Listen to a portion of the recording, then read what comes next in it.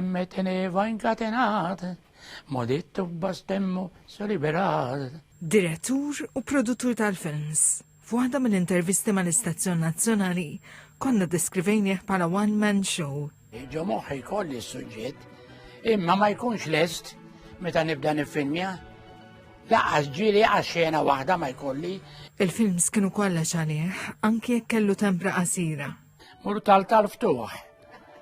Nervuża smija, pero ma la jaddili, jena bnidem. Kif najdu għahna, nar tat-tiben najdu għahna l-Maltin. Għax nipretendi, da l-izbal tijaj huwa li kulħadd jifimni mill-ewwel. U fid-dinja mhux hekk. Ġi fl-ewwel post f'kompetizzjoni prestiġjuża film qasir tiegħu A Friend in Need. Pepita Gomez kien niżel għasel mad-direttur Ingliż Michael Klinger. Li għamilt jismu Pepita Gomez kif qed ngħidlek, ambjentat fi Spanja. U da fettilli nirriħ il-ċertu Paul Avellino li kien jħossib il-film facilities.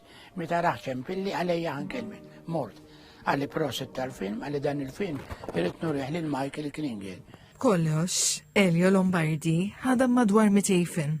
Kien hemm raġel anzjan, għalli aħna l-films tiegħek nikluhom jonqosna. Għatlu inti minn fejn inti, għalli jenawċi. U għanata l-medalja l-qadi tal-Repubblika f'Jum ir-Repubblika fl-2020. Min jarmi li l-nifsu jagħmel ħażin, għax ħadd ma ħaġġibilek sħun, inti titkun. Temmen fik innifsek u tajtin, irrid nasalem.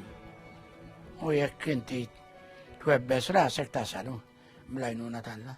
Ek ħammutin, ek xintek, kum, nasek. Ek ħammutin.